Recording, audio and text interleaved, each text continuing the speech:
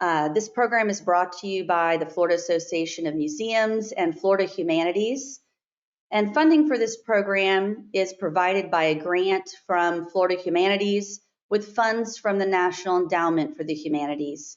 So we are very thankful to our sponsors, which again includes Florida Humanities, the National Endowment for the Humanities, the Florida Department of State Division of Cultural Affairs, Visit Florida, and the organizations that are here with us today as speakers, the Amelia Island Museum of History, the Florida Keys History and Discovery Center, the Holocaust Museum and Cohen Education Center, and WMODA, the Weiner Museum of Decorative Arts. I have a few housekeeping items to go over with you. First of all, I'm Carmen Godwin. I'm the FAM Program Manager, and welcome here today to our program. This webinar is being recorded. If you have a question at any point during the program, please go ahead and use the chat box. Sometimes something is sort of right at the top of mind, but then we might forget it later. But I'll make sure that those questions get answered in the Q&A portion at the end of the program. So again, at any point, just go ahead and write it in the chat box or the question box. We also have the opportunity to raise your hand during the Q&A portion. So there's like a little hand waving in your control box in your GoToWebinar control box, and you can just use that hand to say that you'd like to speak, and I can unmute you, and then you can ask your question. So there's a couple ways that you can get your questions answered. In your GoToWebinar control panel, there is also a handout section. The museums that are here with us today have all provided examples of photographs or signage that they've used in their institutions. And I encourage you to go ahead and download those. You can look through them now, or you can wait and look through them later. Our speakers may reference some of those items, so feel free again to go ahead and download that in the handout section of your control panel. And then finally, we will be sending out a survey after the program. You will get an email that will have a recording of this program in case you miss anything, as well as a survey. It will take less than 5 minutes to complete. I think there's like 10 or 12 questions. And this really helps us not only in understanding what you thought about this program, but what kind of programs you would like to see FAM Foundation offer in the future. So please fill that out for us. We'd appreciate it. I want to welcome our speakers here today. Jill Miranda Baker is the Executive Director of the Keys History and Discovery Center. Phyllis Davis is the Executive Director of the Amelia Island Museum of History. Louise Irvine is the Executive Director of the Weiner Museum of Decorative Arts. And Susan Suarez is the President and CEO of the Holocaust Museum and Cohen Education Center. So I'm going to be asking our speakers to unmute themselves. I have a number of questions that we've prepared in advance. We probably won't get through all of these questions because I would like to save 20 minutes or so at the end to answer the questions that you have for us today. So just kind of giving you a warning on that. So the first question is museum preparation prior to opening. What did you have to consider in preparing the physical buildings, spaces, and exhibits before you reopened your institution? So I'm going to start with Jill on this question. If Jill, if you could unmute yourself and start with that for us. Thank you. Sure. Hi, thanks for having us here today. I'm honored to be part of this. We went through lots of different iterations of our opening plan before we actually landed because things changed all the time. Of course, face masks were required throughout the visits. We had signage up for reminders. We controlled capacity. We monitored capacity in the case that we needed to control it. We put up plexiglass shields at the point of payment. We turned off we originally thought we were not going to be able to have our touchscreen monitors operating, but we were able to by the time we opened in June, mid-June.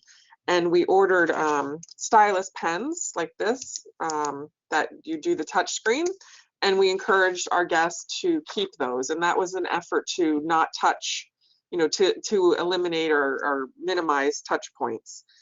We put tape on the floor, guides on the floor that helped maintain 6 feet of distance between guests. We have hand sanitizers throughout the facility. We disinfect common areas, and we taped off some of our chairs in our theater. We have a 34-seat theater, and we just taped off some groupings of chairs in preparation. And then a big part of preparing was our communication, not just with our board, but with our members and our volunteers and our larger community. Our struggle is that our front desk, our docents are all volunteers. So we had many volunteers who are in the demographic of at risk. So that was a big challenge, is getting our coverage. Thank you, Jill. Phyllis, would you unmute and answer the question about preparation prior to opening? Sure. Actually, she covered a lot of the things, same things that we did. We set up the screens, the plexiglass. We made sure we had additional disposable masks for our guests. If the guests forgot, we made sure we had some to provide for them, as well as for our greeters. We currently are only open 3 days a week right now because of the volunteer situation. Convincing the volunteers that you're doing everything to make them safe has probably been the most difficult part. But we are slowly starting to see a return. I checked with Thea this morning. We're hoping to open full time next week, and right now her response is about 50-50 with her volunteers. So that's actually better than I thought it would be. So I'm pretty encouraged about that. The staff will probably have to take a few shifts, but we're going to do what we can to make it work because we need the income.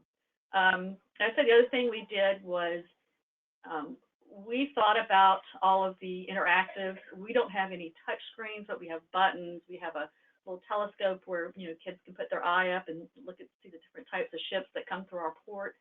So in all those areas, we put a bottle of sanitizer and paper towels right next to those areas so that the guests could spray and wipe, as they went to use them. That's worked pretty well.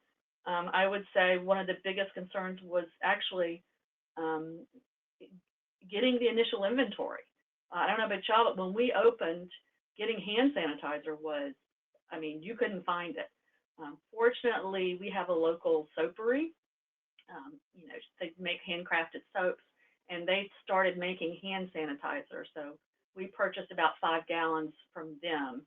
I'm not going to say it was inexpensive because it was not, but it worked. And we've got little bottles everywhere, including inside the toilets. And I am encouraged to see that people do use that. We put a little bottle of hand sanitizer with paper towels in a small trash can. Again, these trash cans were everywhere that we had the paper towels and the hand sanitizer, so that they could spray down anything that they feel needed spraying down, and like I said, they do use that, so that encourages me. Again, requiring everyone to wear masks. Other than that, I think she pretty much covered the rest of the thing.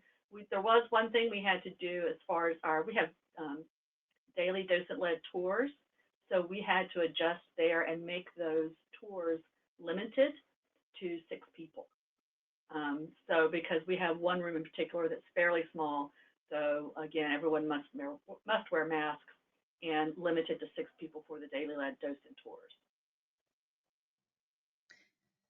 Thank you, Phyllis. Louise, do you have anything to add to that? I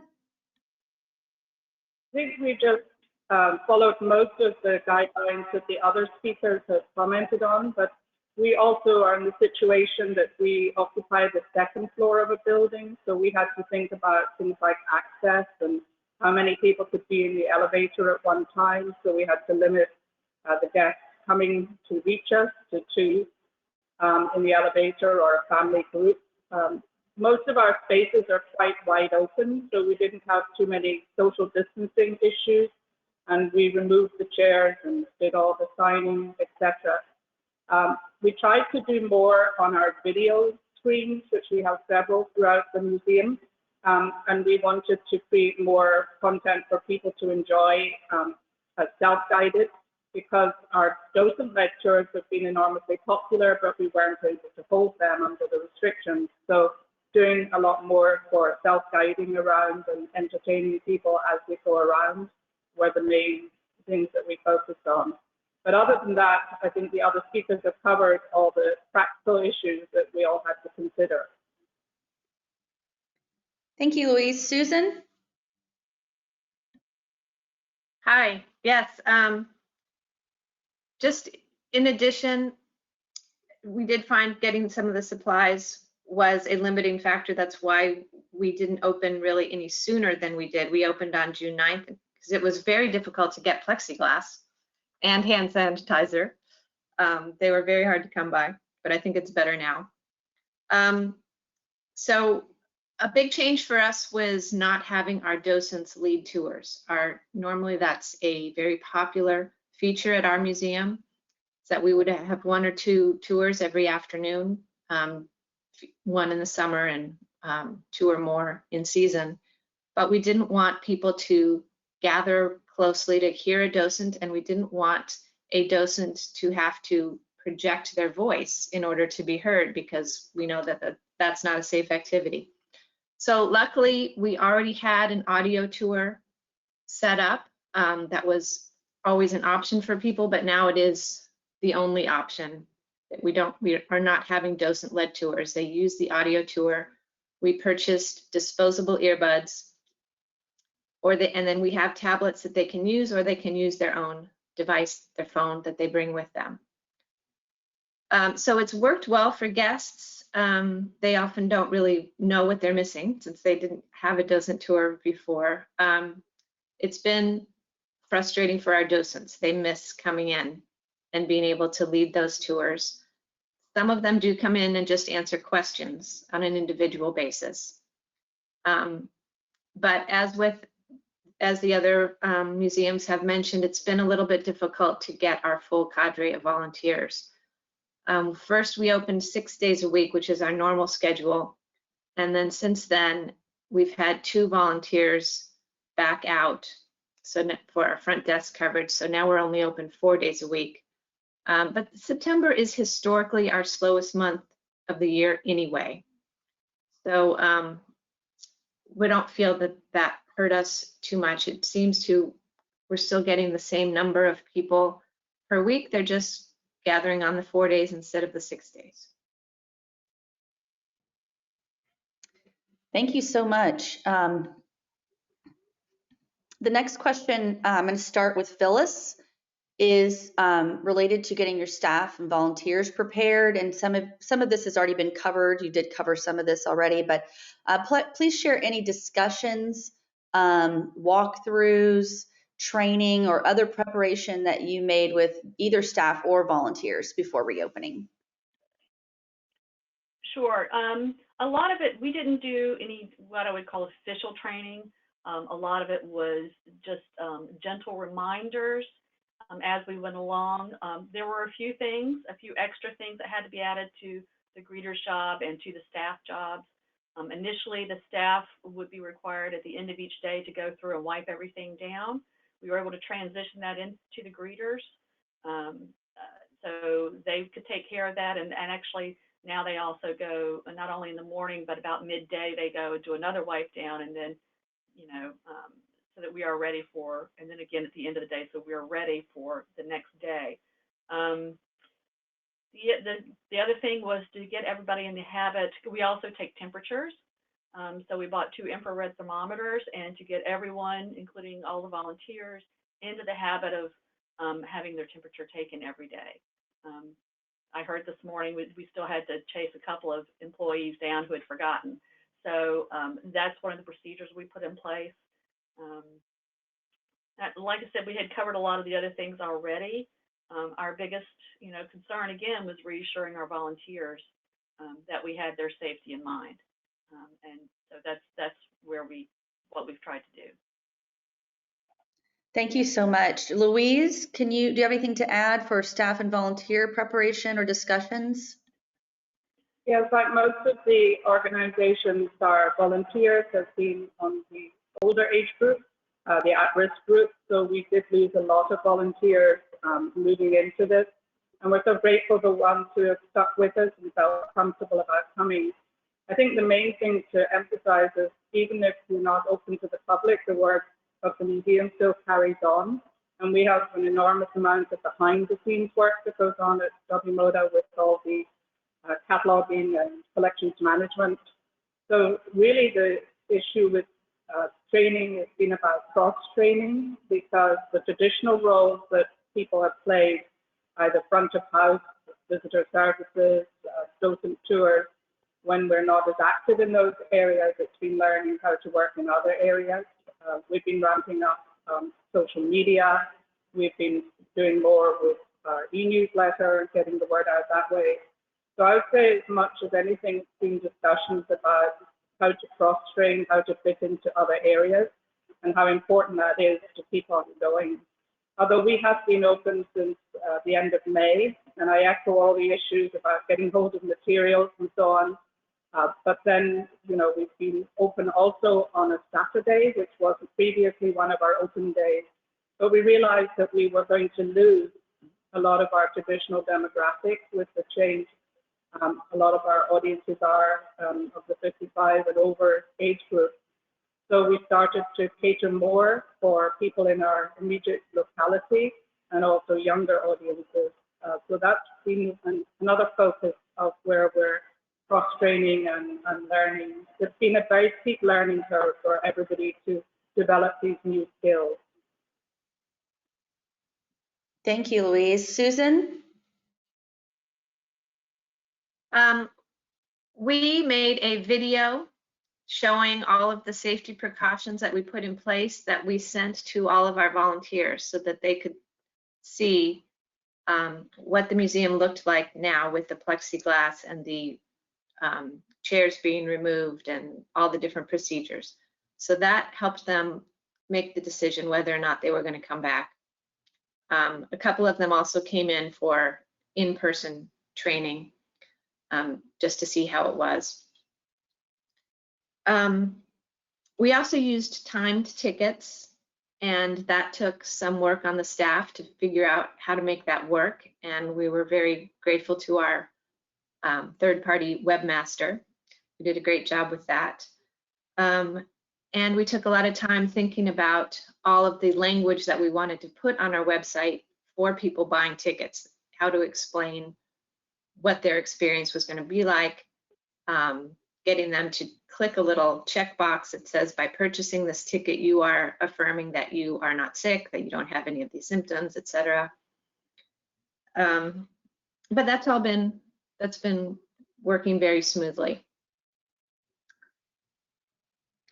Thank you so much. We have made a few, little changes as we go along. At first, we didn't think we would accept any walk-ups because we didn't want to have that cash or payment interaction. But we're finding that we still do get a lot of walk-ups, despite the fact that everywhere we advertise that you need to buy your ticket ahead of time. So we've been able to have relatively contactless payment options with the credit card. A few people who want to pay cash, we just say, you must have exact change. We're not giving change. We don't want to handle a lot of cash. And that's worked fine too. If they don't have exact change, they make an additional donation. That's nice. Yeah. Jill, do you have anything to add? Sure. We actually did purchase a new point of sale system. So we could have the touchless, the customer puts in their credit card as opposed to us swiping it. So that was a big expense, as well as a big training opportunity for our volunteers. So we created the learning videos, the how-to videos on using the new point of sale system. And we also implemented an online scheduling system for our volunteers. They all haven't quite yet embraced it, but we're using it and keep encouraging. And the reason we did that was to eliminate the paper trail on at the desk where they touch. And just as the others, we tried to open with our 5 days operation, but because we didn't have the volunteers that we needed, we closed after about 3 weeks on the weekends. So we're only open Wednesdays, Thursdays, and Fridays right now. Hoping that will change in the next month or so. I do too. Thank you so much. Louise, I'm going to start this next question with you. This is about your visitor experiences. How have you monitored visitor experiences, and what feedback have you received, and how have you responded? So we've always done a lot of visitor monitoring, more in conversation. How did people hear about us? How did they enjoy their visit? We've always encouraged them as they leave the museum to put a review onto one of the platforms like TripAdvisor or Google. So that's not been as easy without concluding the docent-led tours with now why don't you review it? But we've continued to follow up on those platforms to hope that people will talk about their experiences. So we've done really a lot of focus on that, particularly with TripAdvisor, because we've had great experience with reviews on TripAdvisor, and we've tried to keep that going through the crisis. And people can then post, their experience recently of visiting the museum and how we have still plenty of room and they don't have close physical contact. So the sort of issues that people are concerned about, we're hoping that more and more they're talking about it as they go online after the experience. Our visitor services manager now spends a lot of time responding to those reviews on Google and Facebook and TripAdvisor. So we're asking everybody who comes, how did they hear about us? We've also ramped up and to connect with people in the local area, through organizations, to make us better known in the community. So we're not the hidden gem that we're frequently called. So that's really where our efforts have gone, and make sure that we are having a positive visitor experience. And certainly that seems to be the case with the people who have come and visited us so far. We've been very pleased with the response. Although numbers are down, but then September, as has already been said, is always a slow month in this community. But we're encouraged and we're optimistic for the future, and that all the efforts that we put in now are going to pay off when the Florida season starts again in about a month. Thank you so much. Susan, anything to add on visitor experiences? We have always used comment cards. So people at the end of their tour, they fill out a comment card and they drop it in the box. We had to eliminate the question about how did you like your docent today? But and TripAdvisor, again, just encouraging people. So our visitors who come in, they really enjoy the experience. They have so much space. It's just quite a different experience when you're going through the museum with a handful of people there versus the enormous crowds that we had in February and March, because we are in our brand new space. We opened 1 year ago in this brand new space. So we were dealing with the opposite problem in season last year. We had too many people. It was so crowded. So people are now being able to really enjoy a semi-private museum tour, and they like it.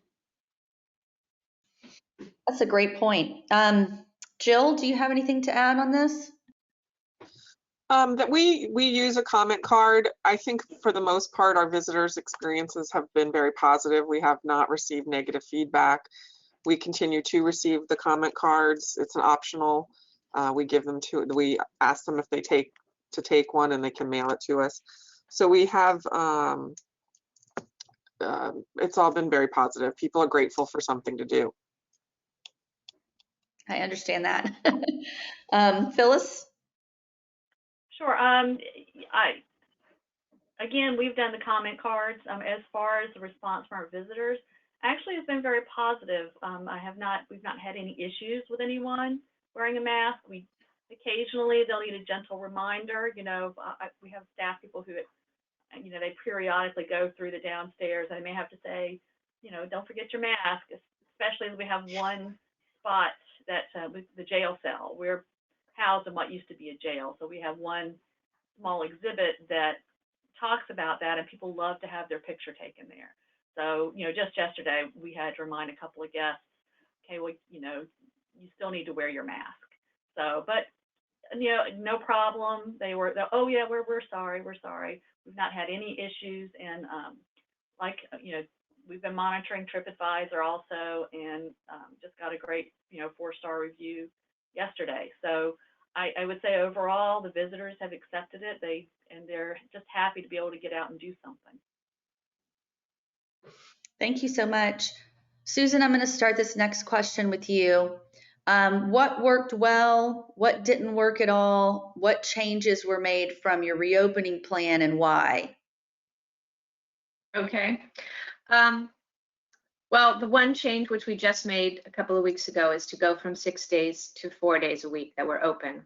But we do anticipate that we'll go back to 6 days sometime in October, late October probably, whether with volunteer support or with staff support, because we anticipate that our visitor numbers will go up. We'll see. But if they don't, then we'll wait a little bit longer. Always being nimble, as you say. Another thing that is going to be interesting, something new, is normally we have a lot of school field trips, and the public schools have announced that they're not doing any field trips this year, but we've made it clear, communicated with the private schools and with the home schools, that if they would like to send smaller groups for field trips, that we are still open to that. And we have 2 homeschool field trips scheduled for the month of October with about 20 kids instead of 2 or 3 times that number. We've asked them to just spread it out over different days if they have more than that. So we're excited that that's happening, and we'll see how it goes, and what I'm sure we'll have to adjust and make some different changes along the way. And then another new thing is, because we also typically have a lot of group tours from retirement homes or communities, different clubs, they'll come and they'll bring, say, 20 people on a private tour. We're now doing those virtually so that we can stay engaged with them. We'll walk them through the museum with a short video that we have. We may have a Zoom presentation with a survivor, or just a question and answer with me or with the education staff, so that when we do reopen, now they're excited to come. They know a little bit more about the museum, and they say, we would like to schedule that paid group tour sometime down the road. Thank you. Jill? When we closed back in March, of course, we wanted to maintain a way to stay engaged with our audience, with our members, our community. So we quickly pivoted to online with our scheduled lecture series, and we continued that. That normally ended in May, but we added a couple additional lectures. We also added additional programming, online virtual programming with Cocktails with the Curator, and a program called Community Views, where our curator / historian takes different segments of the Upper Keys community and does a narrated pictorial presentation. And we've continued that even though we have opened. We feel like we had such a great engagement and extended our reach beyond our community, beyond the Keys. We have people from throughout Florida, from other states as far away as California, participating in our virtual program. So that's been a really great positive. We've been able to recruit members that want to participate in those virtual programs. Up until this month, we did not charge for any of those virtual programs. We kicked off our season last week, our lecture season, our fall season, and we're only charging a nominal $5 for registration for non-members. We used to charge $10 for non-members to come to our in-person lectures. We had an open bar, or not, sorry, we had a cash bar and some free appetizers, a little social time before the actual presentation. But really, it's just it's a cursory amount that we hope will encourage people to continue to participate and ultimately become members. And the only other change, as I mentioned, is we have difficulty securing our volunteers. We initially reopened for our regular schedule of 5 days, had to back it down to 3, and hope by November we have full volunteers working so we can open weekends again. Thank you so much. Phyllis? Yes, again, a lot of the same things. I would say you do have to be nimble. Probably our biggest learning curve has been online, because, you know, for our we have a monthly lecture series, third on third lectures, and our brown bag lunches. So all of that has gone virtual. Originally, it was all virtual. We have transitioned to where we're allowing a few people come in because, as Jill was saying, we also would provide a cash bar and appetizers. And you could tell for those speakers, they are much more involved when they have someone out there to talk to. So, you know, we limited it to 30 people because that's what we could comfortably social distance, which is, it looks a bit strange to walk in and have your chairs so extremely far apart. But we do have some people that take advantage of that opportunity, as well as some, you know, who watch online. It was not something we had ever done before. So it has been all about, where do you put the camera? You know, how does the moderator, you know, are they in the right position? Are they doing the right things? Reminding their moderator not to put his drink in front of the camera as he's drinking a glass of water. You know, it was a big curve, but we're getting better. And we also did some things on Facebook, like our collections connection, where the curator would just pick something out of our collection and give a brief overview. We've highlighted some of our garden volunteers. All of this just to keep people engaged and to remind them that we're still here. You know, we're still doing things. Field trips.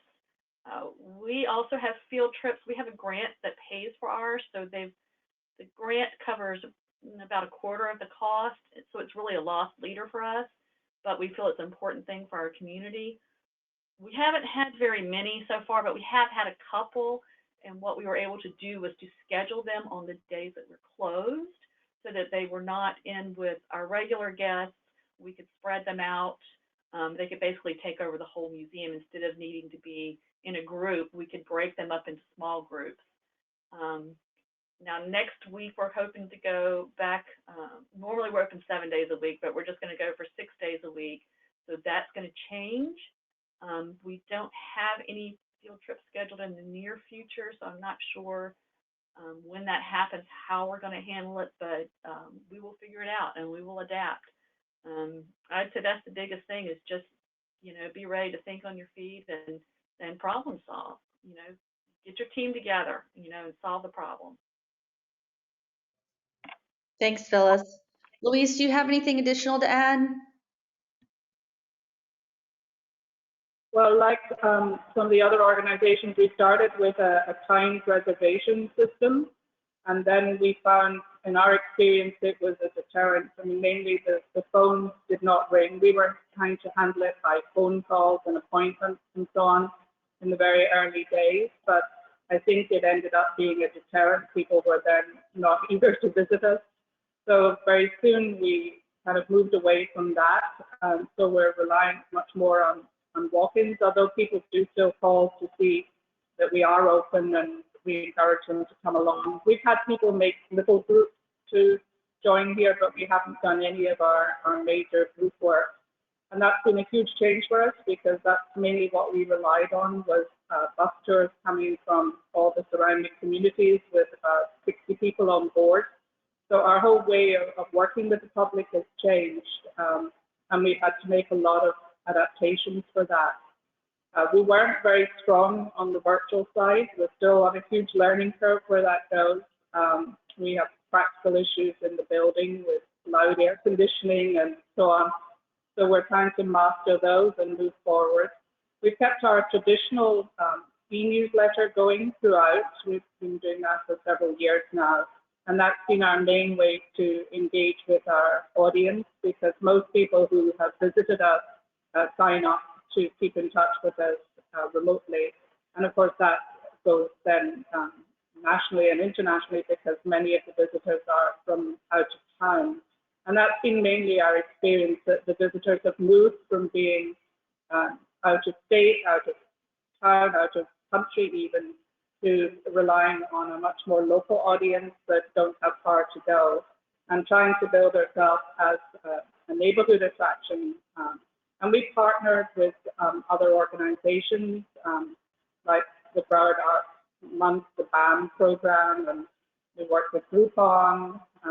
So we're trying to reach out and partner with other kinds of organizations, because we're all in the same boat here, trying to attract our audiences back again. And we try to think out of the box and work with organizations that wouldn't have a direct link with the decorative arts.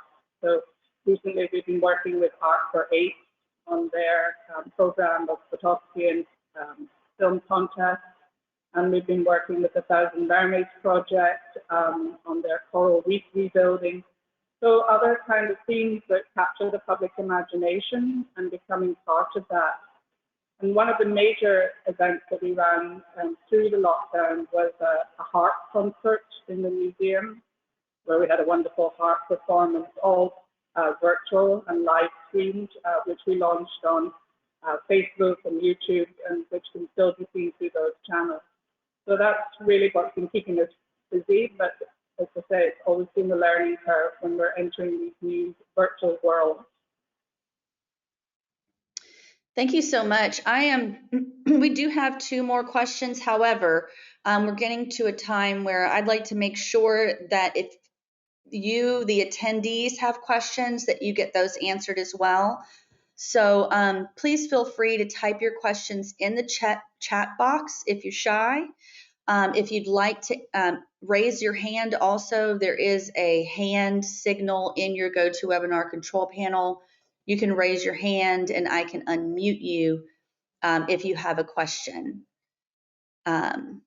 If not, I'm going to continue to ask the questions that we've prepared, but I do want to make sure to give you all the opportunity to ask a question if you have it. Okay, we have one question that's come up.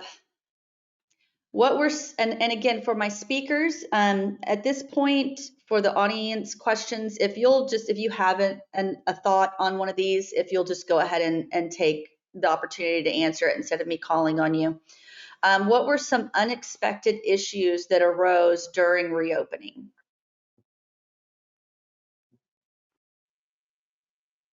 Any of our speakers want to answer that one? I think for us, it was the extent of the reluctance of our volunteers to come in. I thought that more of them would be more comfortable and that they would see the precautions that we've made and that would make them comfortable. But we've had several say that they're not coming back till there's a vaccine. So this is an issue that we're going to be dealing with for quite some time, I think. And so we are looking at recruiting new volunteers. Perhaps some, college students or something like that. We have had a couple of new volunteers come in the door and say that they would like to be volunteers, so that's wonderful. But it's just a new wrinkle that we're dealing with. Same experience here is the reluctance of volunteers. Yeah, I'd have to agree. I think that was the biggest surprise. I mean, I knew there would be some pushback, but I didn't expect as much as we got. We were in the same boat at the Wiener Museum because we didn't have the same take-up of volunteers, but also handling the staff's emotions and responses. I think it's been an HR journey as well. People have gone from despair to optimism and back in very short space of time. And that seems to happen on a daily basis because we're dealing with people's lives out with the museum environment. Mothers with small kids to homeschool and people with elderly dependents who are at risk. So it's not just about the immediate museum community and our own staff and volunteers, but how they're navigating their family life through these situations and crises. So we've had that, which I didn't really prepare myself mentally for, but which seems to be a major part of this whole process. Thank you so much. We also Sorry, go ahead. purchased a couple of new laptops. That was because our staff is also working remotely as often as possible. And some of them just we didn't have laptops for everyone. So that was a sudden new expense that we had. Thank you. Are there any other questions from our attendees? Again, you can raise your hand or you can type the questions in the chat or question box. If I don't see any, I'm going to move on to one of our questions. Well, so you've all sort of addressed this a little bit already, concerns that arose with staff during reopening and how you manage those. I think several of you have touched on. I would just add to that one particular topic, though, if you want, Carmen. We have a couple of interns from local colleges, and one of them let us know that their lacrosse teammate tested positive for COVID. And so then she was required to quarantine for 14 days. And just got me thinking about how much more likely it is that college students are going to be exposed to COVID on an almost daily basis. So rather than having the interns work in close proximity to the rest of the staff, we have a separate area where they're working. They do need to work with they're working with our curator on a daily basis, but rather than exposing other staff and other volunteers to them as well, we're keeping them a bit separated. That is really interesting. Something that probably we wouldn't have thought about before. Does anybody else have an additional question? All right, I will move on to the next question that I had for the speakers. Have any of you hosted any events or large programs since reopening? And if so, discuss what changes or precautions that you've considered, or even if you're planning an event or program, maybe kind of share that with us. That would be great.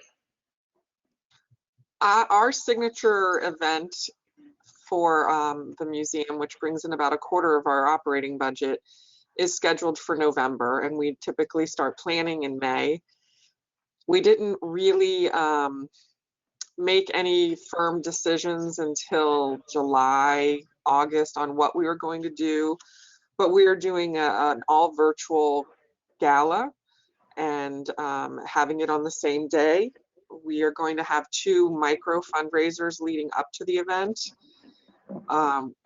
At some points we were considering, a 50-50 event, some virtual, some components virtual, some in person, with using the outside space on the resort property that we're located. But we just felt there were so many variables and so many things that we couldn't control and we couldn't ensure, that we stuck with the all online. So we're having our event is called A Night at the Museum, with different themes. This will be our 4th year.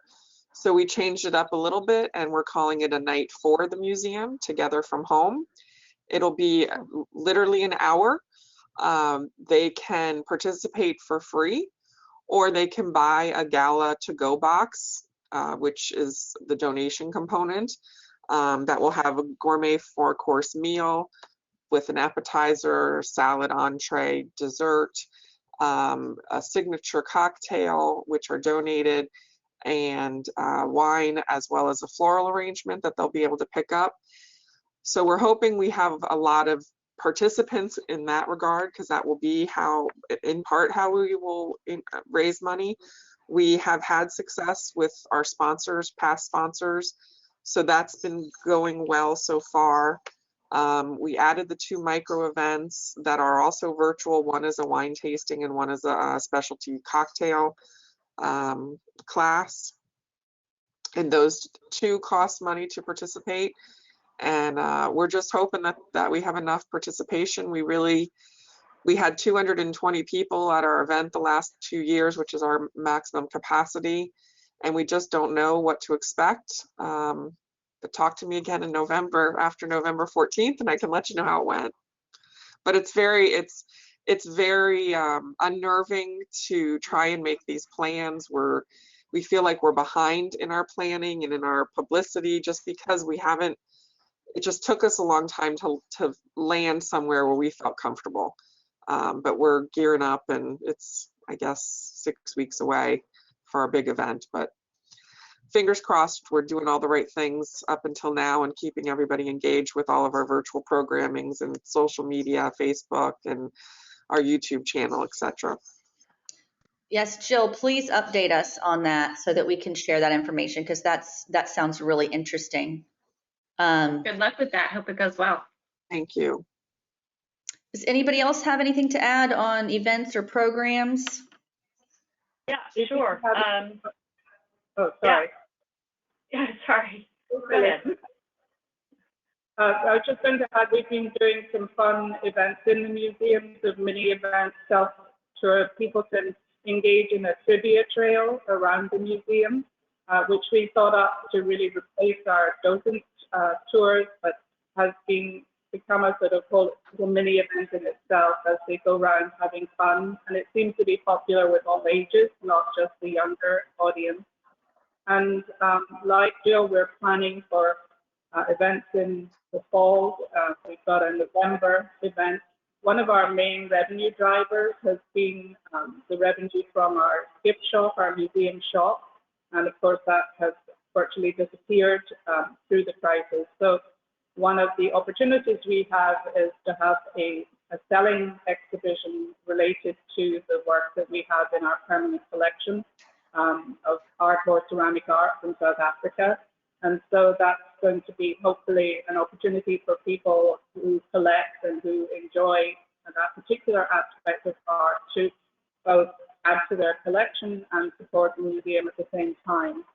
And we're hoping that there'll be fewer restrictions by November, but we're geared up to be nimble and to be flexible, and depending what the climate is at that time, we'll organize the event accordingly with either special appointments or a more open audience. We're still not sure yet, but we'll be monitoring it.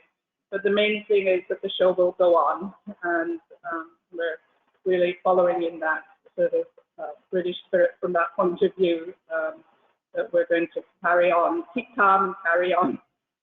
Right. Phyllis, I think you had something that you wanted to add. Sure. So we have our biggest fundraiser of the year is our holiday home tour. It's always the first weekend in December. Like Jill, we weren't quite sure what we were going to do. And we've had pressure from all kinds of, hotels calling us, asking us if we were going to still have it because, we bring a lot of people into town for that one weekend. We're a fairly small town. But we have made a decision. We are going to go forward. What we're going to do is we're going to do timed entries. We have 5 homes on the tour.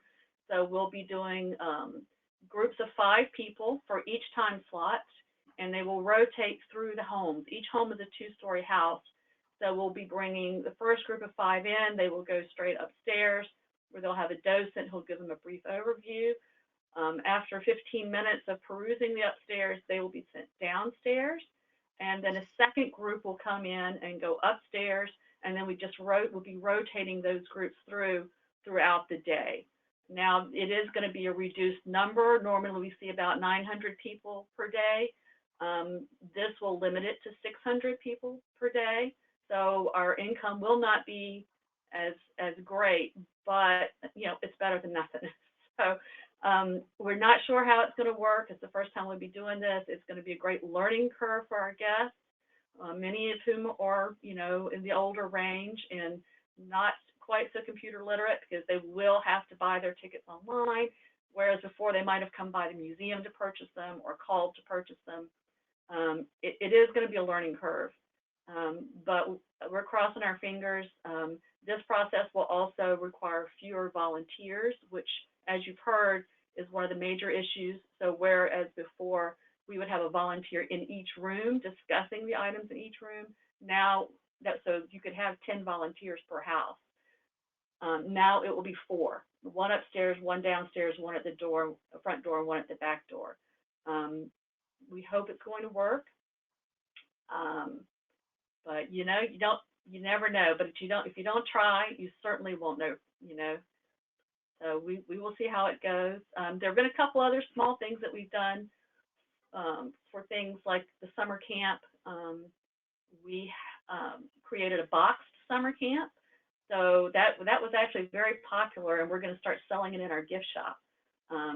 It went over so well. We had grandparents buying it for people, their grandchildren in California and across the country.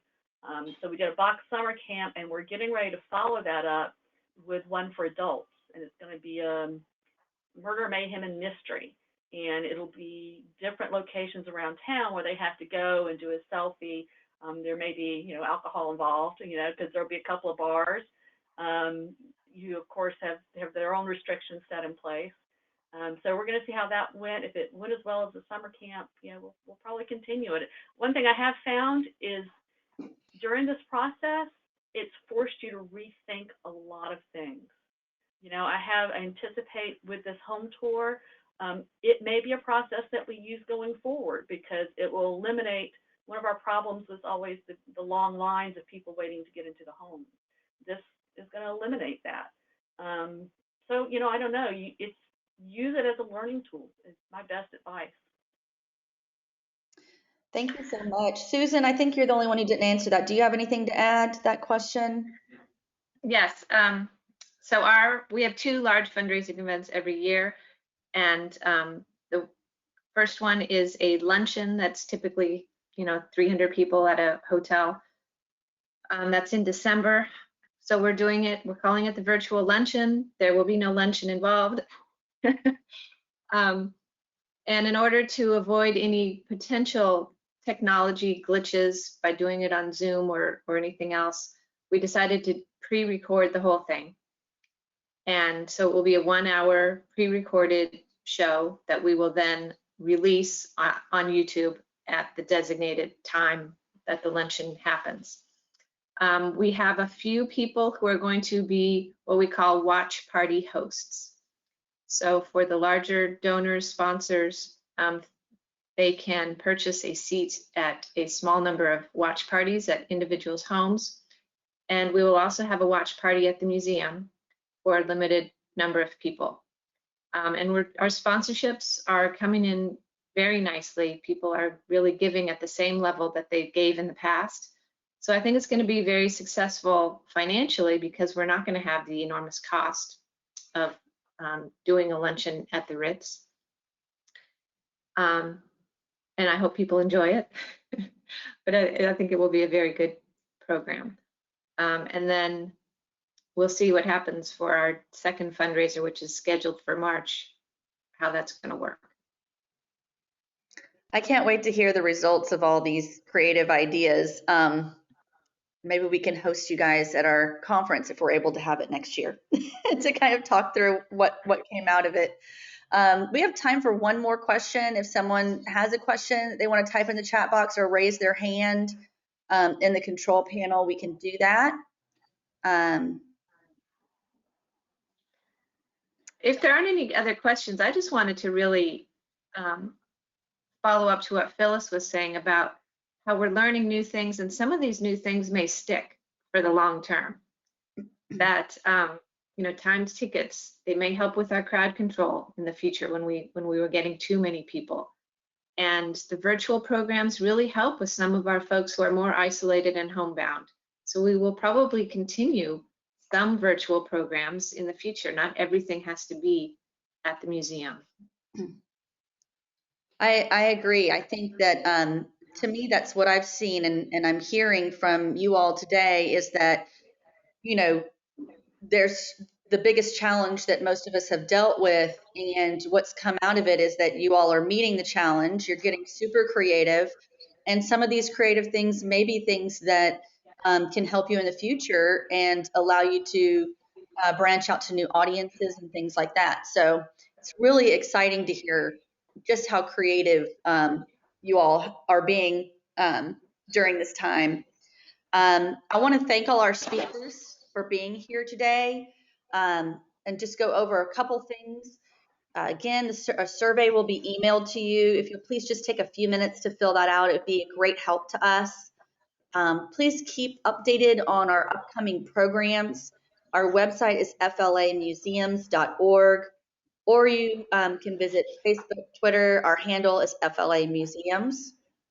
We also on Facebook have a private museum group that you can join, and this is like a more casual place where you can kind of post things that are going on or ask questions and have people answer them.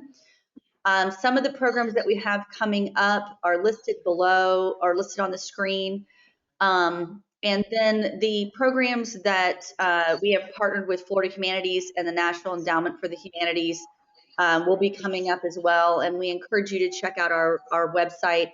We have a page on there for emergency planning and response where you can find out more about those programs and their upcoming dates as well.